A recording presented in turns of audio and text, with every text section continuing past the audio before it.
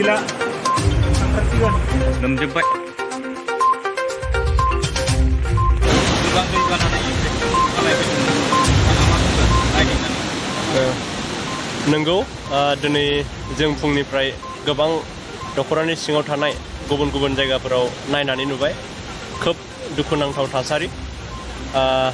जों खोनायोमोन बोखावजायै जरहाटनि जे माजुलि बेयावहाय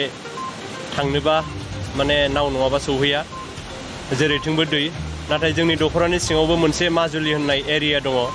बै माजुलि एरिया दा बै बोखावजायै जरहाटनि माजुलि बायदि जानानै दङ माजुलियाव हाबनो थाखाय जोंहा दोंनै लामा दङमोन दोंनै लामानि जि थासारि बे दोंनै लामायाबो दा बायस'नानै बै माजुलिजों आरो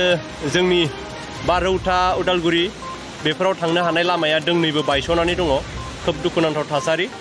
माजुलिजों जोंजों जेबो कानेक्सन गैयै जानानै दङ थांलाय फैलाय राहाया गोथे जानानै दङ बिनि अनगायैबो जोंनि दखरायाव सुमलिगुरि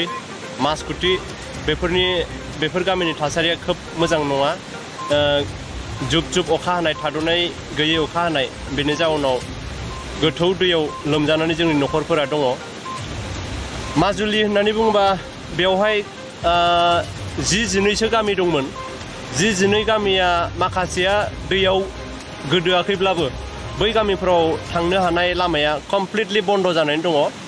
गारि मटरखौथ' बाद हो थाबायनानै थांनो हानाय थासारिबो नङा बेखिनियानो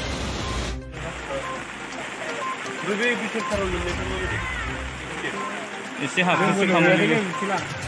लोमदों बै